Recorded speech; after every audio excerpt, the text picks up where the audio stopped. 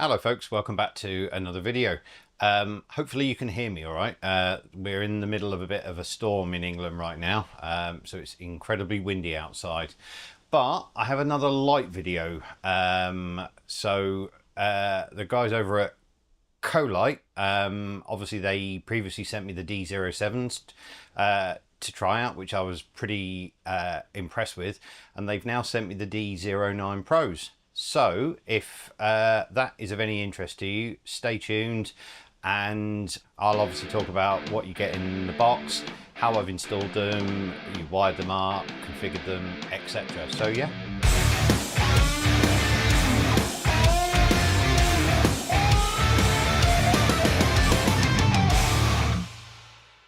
Okay, so I'm not going to do, specs. The only specs I'm going to give you on these is that they are IP68, rated, and that they are currently on their website $176, I believe.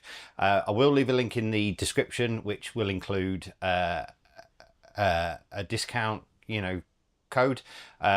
Full transparency, they did send me these lights for free, but the reason I don't want to focus on specs is when it comes to things like wattage and lumens and all that sort of thing, I don't know enough about that subject to really give you that information in a way that's digestible. And if I'm honest, when it comes to wattage and lumens and all that business, I think it's something you really need to see with your own eyes. Now, I'm gonna tackle one thing right off the bat. As you will have seen from the video, thumbnail and some of the B-roll that I've used in the start of this video, these lights bear an uncanny resemblance to the Lone Rider motor lights. So rather than wait for somebody to make a comment in the video, I thought I'd tackle this head on. I think Colite themselves would absolutely say these lights are, marketed as a cheaper alternative to the Lone Rider motor lights. They're about, I think they're about 3.5 times less expensive. Now, I'm not going to do a comparison because I can't. I don't have the Lone Rider motor lights, but what I will say is there is going to be no, slating of anything Lone Rider do. I'm a massive Lone Rider fan. I have their motor case, motor bags, motor pegs. I've seen the motor lights in action. They're phenomenal. But one comment I keep seeing on a lot of different forums is I love the motor lights. However, I don't ride at night. Or in situations enough where I can really justify the price tag. So I'm going to leave the comparison there, because at the end of the day, it's not really for me to say buy one versus the other, one's better than the other. So this is just my thoughts, how I've installed these, how I've configured them, and what I think of them at the price point that they obviously are. So I'm going to do a very quick unboxing. What's in the box? What do you get? And then I'm going to move on to how I've installed them on my bike, because I haven't done it using all of the parts that are in the box. You'll see that when I show you how I've actually mounted them and how I've wired them in. So I've not used the mounts or the majority of the wiring that's come in the box. Not for any other reason than I wanted to do this if people are going to compare these to the Lone Rider motor lights, then I felt it was only fair to mount them and configure them in as representative way as I can. So that's what I've done, and that's also why this video's taken longer than I expected. So I know Colite has been waiting for a while for me to get this done. I'm very sorry it's taken this long. I managed to finally get some nighttime footage last night. So yeah, let's move on with the unboxing and get into the more meaty stuff. I'll stick chapter markers in as always. If you want to skip ahead, not interested in the unboxing, you just want to get to one part of it, I won't take offense. You do your own thing, and yeah, you hopefully enjoy the video. Okay, so what do we get in the box? This part is very straightforward. So in the box we have the obviously the actual lights themselves. Now I will pause here for a moment and say that I already shot this part of the footage and I can't find it, and I've now already installed the lights, so you're going to see the lights on the bike anyway in the next section, and you will have already have seen a little bit of b-roll at the beginning anyway. So you get the actual lights themselves with obviously the little sort of hanger that they're on. You get these where you can obviously put these on and make the entire light amber, which on the D07 Pros I didn't use, and I'm not going to use it on these either. You have a little mounting bracket for the remote, which I'm also not going to use, which will become clear why shortly, and I've already alluded to it anyway. And in here you have the mounting hardware. So we have these bolts for actually mounting the lights onto the bar mounts. So you get these different rubber inserts depending on the thickness of your bar. I'm just going to move those out of the way. Now I did use these on the D07 Pros to mount them to the crash bars, and I was never a fan of it. I feel like I kind of rushed it. So these are the bar mounts that you get with it, and these are the actual bolts to mount it to it. So on these ones I have not gone down this option. So these are the standard mounts that you get with it, but like I say, I'm not going down that route. And then you get the wiring. Now the wiring is fairly extensive, because obviously these lights are not smart lights, so they require some wiring. Now luckily, because I lost the original unboxing footage, they actually kindly sent me 2 sets of the wiring.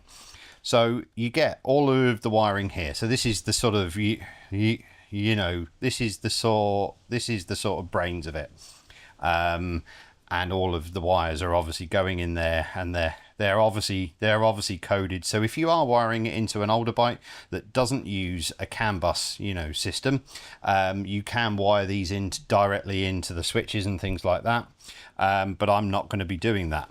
And these are the actual plugs for the lights themselves. Now what you will notice over the D07 Pros that only have 3 wires, these have 4. That will become clearer soon. And you also have the remote if you want to mount it that way. So that is everything you get in the box. Obviously you have the wires to mount this, to be able to wire this directly up to the battery, but again, I'm not going down that road.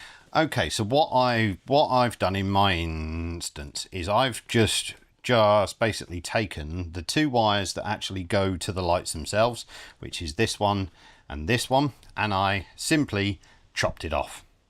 So all this other wiring is completely redundant. So I only have the two thick black wires with the waterproof plugs for the lights themselves. So that is because as I've already mentioned, I'm using the Hex ezcan to actually power this. So that really covers the unboxing.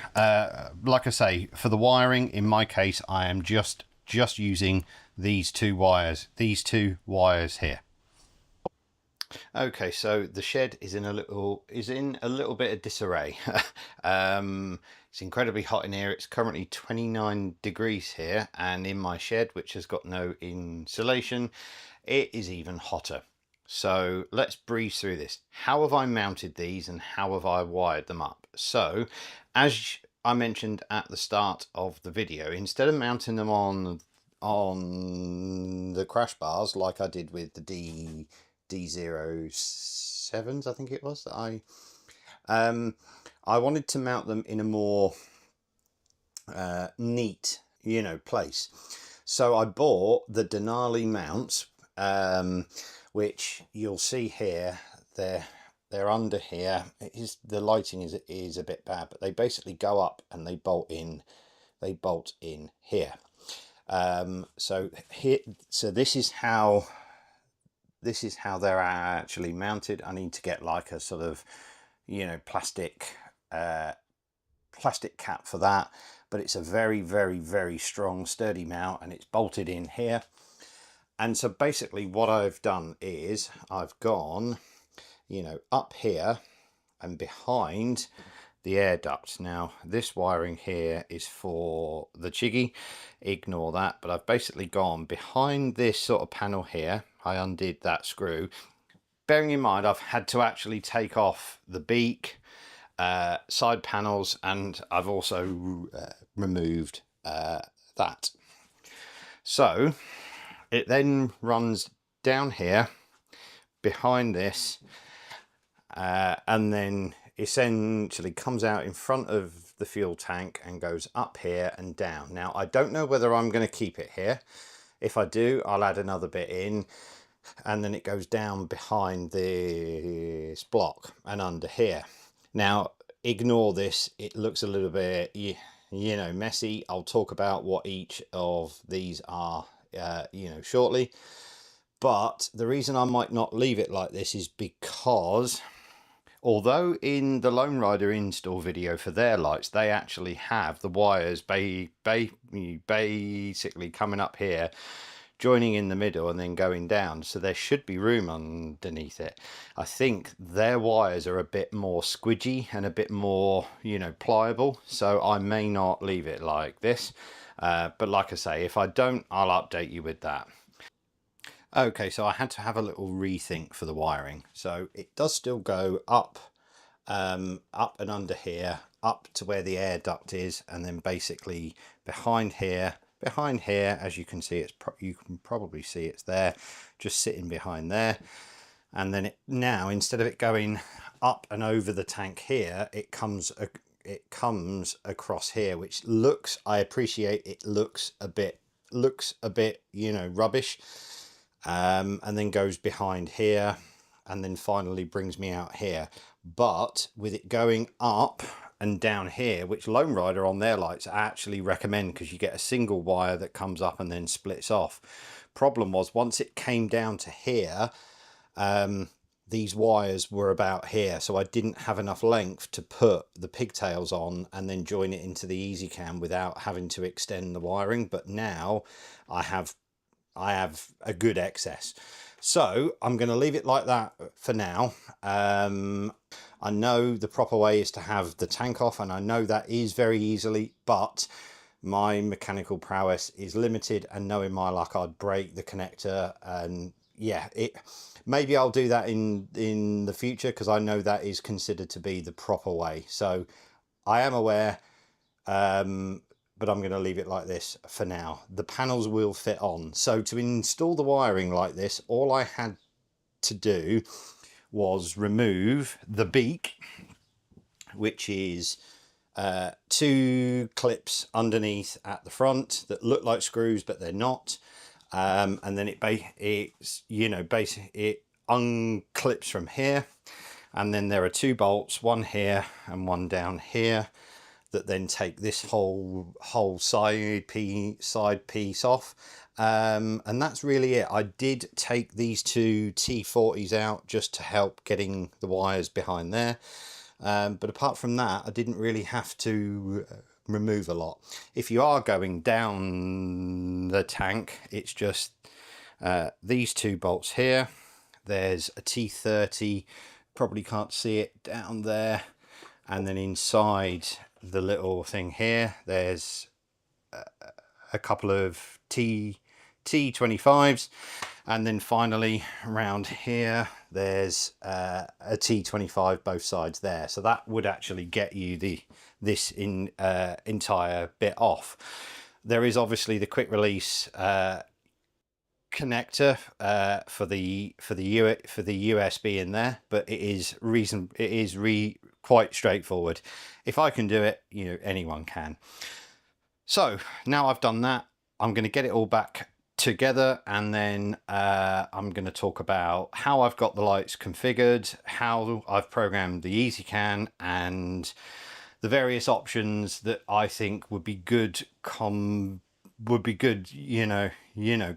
of how you could have these lights. But I'm really happy with how they look with the Denali mounts on there. Like I say, I need to get some plastic bits just to put on top of the bolts to make it nicer, but it is rock solid, and I think it really looks rather nice.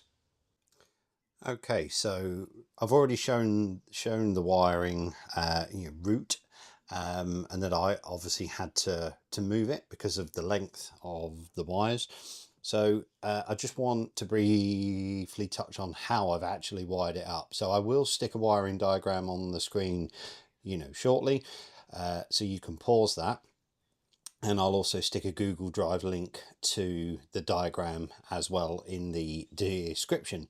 But on the previous video for the D07 Pros, I used on each of the Hex ezcan circuits, I thought I had to wire in both the live, the orange, and the earth, the black, but you don't. I spoke to Hex regarding this, and you only need to earth them once. So on the red circuit, I'm actually using both the earth and the live, but for the other three, I'm actually only using the live, and it works absolutely perfectly. So that reduced the amount of wiring, because like I say, on the previous ones, I had to do a lot more wiring, because I basically had 4 earths all going into one, then going into the 2 earths on the actual the actual lives than on the actual lights themselves. But now, like I say, I've only earthed them once, and it doesn't matter. So that is as tidy as I can make it. Again, I've used those soldering shrink wrap sort of connectors. That works well. So it's as neat as I can make it, really. Underneath this bike, it's probably one of the worst that I've worked on for the wiring, in terms of the space. I mean, there is just no free space at all, so it's as neat and tidy as I can make it. So I'll move on now to how I've actually programmed the Hex ezcan, because basically I have the red circuit, which is the main beam, so all of the white LEDs. The blue, I think I'm right in saying I've got as just the bottom 4 soft white LEDs for the nighttime running lights, and then I've got these 2 for the left and right indicators, which are also the amber DRLs. So let's get this plugged into the laptop, and then I'll show you how I've got that configured. And also I'll show you a couple of other options as well if you don't have all 4 circuits on your ezcan free, or you simply don't want to use all 4. Obviously that will limit the functionality of the lights, but I'll show you that as well as a different option. Okay, so let's get into the programming of the ezcan. So I have obviously used all 4 of the channels in the Hex ezcan, so that's going to be my optimal setup to get the best out of these lights. At the end I will mention a 2 and 3 channel configuration that may work if you don't have all 4 of them spare like I do, but for now we're going to work on it as if it's the optimal setup. I will stick a wiring diagram in. I won't stick it up on the screen, but I will stick it in as a link in the description and a pinned comment. And I'll also try and do a wiring diagram for the other two alternative versions as well. So first of all, we obviously need to get into the Hex ezcan software, which I already have running, and I'm linked to the bike. Okay, so let's start with each of the circuits. So the red circuit here, I have configured that as auxiliary lights, and that has the red wires of both of the light pods wired in. And I am using this for what I would call the high beam. So that is why for the day and night intensity it's set to 0, but for the high beam, side of it, that is set to 100. It's only active when the engine's running because I don't want any extra draw on the engine. It will turn off when the turn signals are active, which, if I'm honest, the likelihood of me having full beam on and the turn signals is incredibly unlikely, but that is what I have switched on. I have strobe when horn active, which, and also strobe to flash on pass. Now, flash on strobe on flash to pass is when you pull the high beam switch, at least on a BMW anyway. You pull the high beam in like you're going to flash somebody 3 times in quick succession, and that will, like when you use the horn, that will make these lights strobe. So you get the full spread of white light at full brightness, and it strobes 3 times, I think, which you should have just seen on the screen. No other options set on that. The blue circuit, so I have got this set as also auxiliary lights, but set to, and the white wires of both of the light pods are wired in. So the white wire on these, that controls just the bottom 4 of the white LEDs, which are sort of more of a, what's the word, like a softer pattern. So I have these as a nighttime running light. So I have them at 10% brightness, everything else off, only when the engine's running, and also off when the turn signals are active, which you should be watching right about now. All of the other options off because they're not necessary. And then I have the yellow and the white circuit. So I got these the wrong way around, but you can configure this in the ezcan. That's one of the plus points of it. So I have the yellow wires of these lights. I have one going to the yellow circuit, one going to the white circuit, essentially making these a pair of turn signals, or indicators as we call them in England. So I have them set so that when the turn signals are in operation, they are at full brightness, and I've also got them set very low as a running light. Now, the only downside is that this running light is like this day and night. So during the day, I just have a very low amber ring on, and then obviously when I use the turn signals, I get full brightness on whichever side is being used. I wish there was an option to have this running light switch off at night, but that is a limitation of this configuration. It's not the lights, it's the ezcan software. So that's how I've got it configured. Very straightforward. I've not messed around with any of the sort of modulation options or anything like that, and I've been running it in this configuration for the last 500-600 miles, so long enough to properly properly try it out. Now, if you only have 3 circuits left on your ezcan, or you only want to use 3, I think the most optimal way, in my opinion, to utilize three circuits would be to use the left and right turn signals, which would obviously use 2 circuits and give you the amber running light. And I would probably also utilize the red circuit, or at least the red circuit, as I've got it here with the red wires, so that you have that, high beam, full beam control. But I would perhaps have it set so that at night you get the full spread of white LEDs, down very low. That's how I would personally configure it if I only had 3 circuits left on the ezcan. So you still get your left and right indicators, and you also get your full beam. So you're basically losing the lower 4 white LEDs as your nighttime running light, but you get the full spread as your running light, just down very low. So it's kind of a trade-off.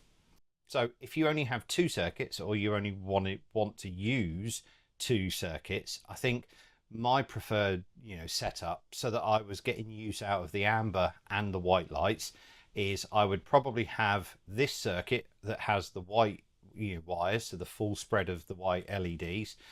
I would probably have this set to 0 for the day, 10% for night, and then full brightness when obviously I use the high beam. And then on this circuit I would probably join both of the yellow wires from the light pods in, and I would have this set as 10% for the day, 0 for the night, and 0 for the high beam. And I would probably also have it set to off when the turn signal's active, just to make it clear. That's how I'd have it. Obviously you can mix and match these depending on how many circuits you have free, but those are the options I would personally go for. Like I say, I will stick some wiring diagrams. I'm no wiring diagram expert, so it will be me just using paint to try to get those in some readable format. I will try and stick them on the screen as I'm talking about them. So if I've managed to actually do that, you will have already watched that anyway. So enough waffling from me. That takes care of the programming. So let's move on to some nighttime footage of how bright these lights are on full brightness. I'll do a bit of walk around footage and also give my final thoughts while that's going on. Okay, so if I've managed to edit all this together in some semblance of order, because I have filmed the various bits at different times over a 6-week period. So while you're hopefully watching a little bit of nighttime footage on your screen right now to illustrate how bright they are. So all of the nighttime footage that you're seeing on this video was shot on a clear dark night on very dimly lit roads. I've as you've already seen in the video, I've taken off the original OEM spotlights, so it is the comparison is just the BMW light on just the BMW headlight on dip beam, and then with everything on full beam. So the BMW light and both of the D09s. So what do I think? I mean, I've had them on the bike for about 500-600 miles now. I've ridden them in I'd say probably 28-degree heat right the way through to 10 degrees raining.